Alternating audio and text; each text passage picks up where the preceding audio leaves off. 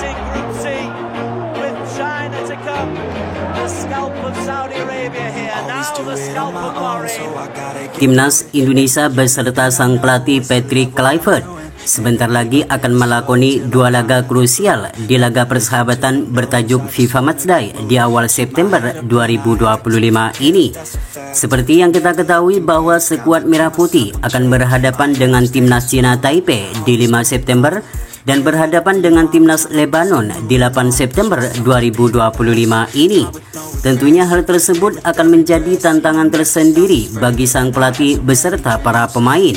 Selain bermain di markas sendiri, Timnas Indonesia juga dituntut untuk meraih kemenangan penuh agar ranking Timnas Indonesia semakin naik.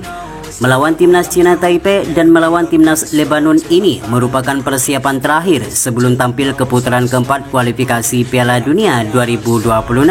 Artinya Patrick Kluivert masih mempunyai kesempatan untuk menata ulang skuad terbaiknya sebelum tampil di putaran keempat melawan Arab Saudi dan melawan Irak. Di FIFA Matchday ini, Patrick Kluivert sudah resmi memanggil sebanyak 27 pemain, di mana dari 27 pemain tersebut tidak ada nama Martin Paes dan Ole Romeni. Kedua pemain itu mengalami cedera saat membela klubnya masing-masing.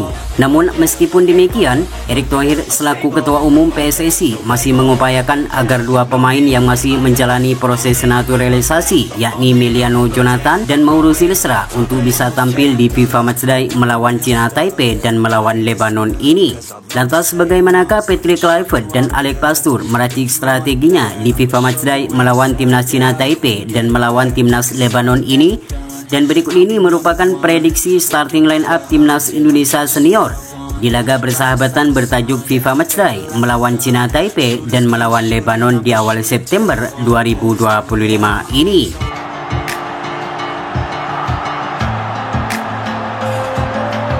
Di sektor penjaga gawang, di mana Patrick Kluivert resmi memanggil sebanyak 3 pemain. Di antaranya ada nama Emil Audero Mulyadi, Hernando Ari Sutaryadi, dan Nadio Argawinata. Namun di posisi ini nampaknya Emil Audero akan menjadi pilihan utama bagi skuad Merah Putih. Martin Paes sudah dipastikan absen karena mengalami cedera. Ini akan menjadi kesempatan bagi Emil Audero untuk kembali membuktikan kemampuannya di hadapan ribuan supporter sendiri. Emil Audero merupakan pemain yang kenyang akan pengalaman di kompetisi benua Eropa. Berbagai klub raksasa seperti Inter Milan, Juventus, hingga Como 1907 pernah dilabuhi oleh pemain keturunan Mataram itu. Selain mempunyai refleks yang sangat baik, Emil Audero juga mempunyai ketenangan serta keberanian dalam mengantisipasi berbagai tendangan keras dari lawan. Dengan mempunyai tinggi badan yakni 192, Emil Audero juga diunggulkan ketika melakoni duel-duel udara.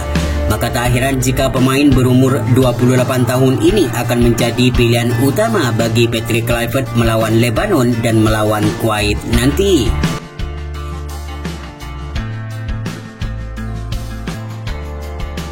Kemudian di sektor lini pertahanan, 3 bek sejajar yakni Rizky Ridho, Justin Hubner, serta Jaites akan kembali menjadi andalan bagi Patrick Kluivert. Seperti yang kita ketahui, trio Jaites, Justin Hubner, serta Rizky Ridho merupakan trio terbaik yang dimiliki Timnas Indonesia saat ini. Sejak trio ini dimainkan bersama, mereka hanya menelan 1 kali kekalahan saja. Itu pun saat melawan Timnas Jepang yang merupakan tim terkuat di Asia. Selebihnya mereka ketika bermain bersama belum terkalahkan. Namun ketika dari salah satu mereka ada yang absen, kekokohan di lini pertahanan Garuda seakan rapuh seperti kehilangan arah. Adapun untuk nama-nama seperti Elkan Bagot, Miss Hilger, serta Jordi Amat, mereka bisa menunggu di bangku cadangan. Sementara di sektor fullback kanan dan fullback kiri, 2 sosok petarung yakni Calvin Verdong dan Kevin Dix akan tetap kembali menjadi andalan bagi Patrick Kluivert. Duet Calvin Verdong dan Kevin Dix merupakan duet terbaik yang dimiliki Timnas Indonesia di sisi fullback kanan dan kiri. Kedua pemain ini mempunyai keberanian dan ketenangan dalam mengambil keputusan. Kevin Dix mempunyai fisik yang kuat serta mempunyai banyak pengalaman ketika bermain di berbagai klub Eropa.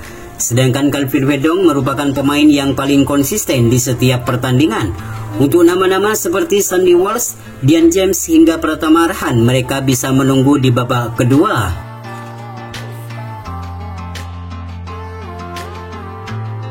Kemudian di sektor lini tengah, dua nama yakni Joy Pelupesi dan Tom Haye akan menjadi otak permainan Garuda di sektor lini tengah.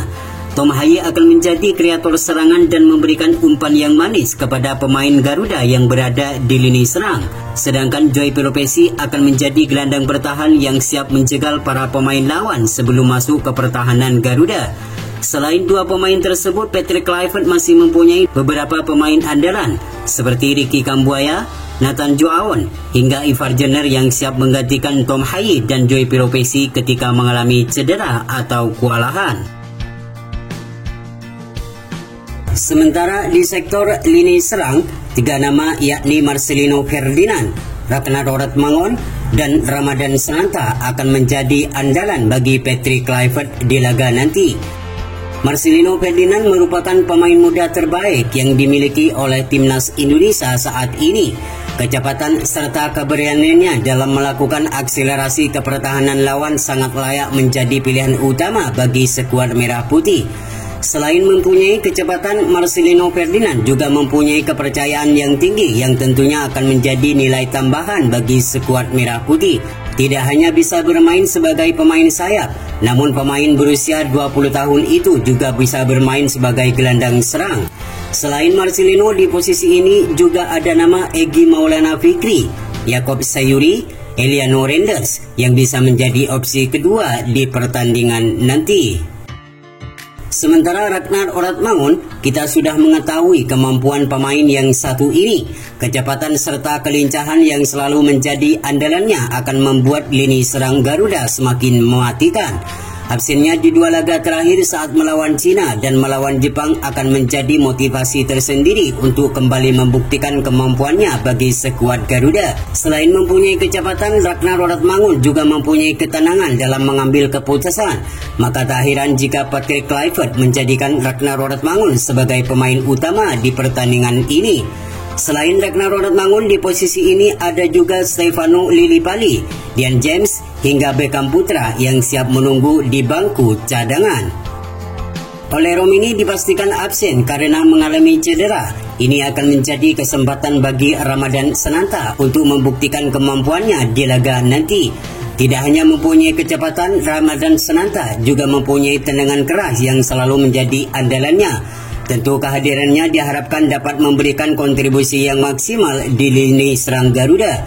Saat ini Ramadan Sananta bermain bersama DPM FC dan ia sudah menciptakan 1 gol dan 1 assist di Liga Malaysia. Dengan bermain di kandang sendiri yang disaksikan oleh ribuan supporter timnas Garuda, mampukah Ramadan Sananta menciptakan di laga krusial ini? Itulah prediksi formasi line up timnas Indonesia versus timnas Kuwait di laga persahabatan bertajuk FIFA Matchday di bulan September ini. Semoga di pertandingan ini timnas Indonesia bisa meraih hasil positif agar ranking 100 dunia segera tercapai.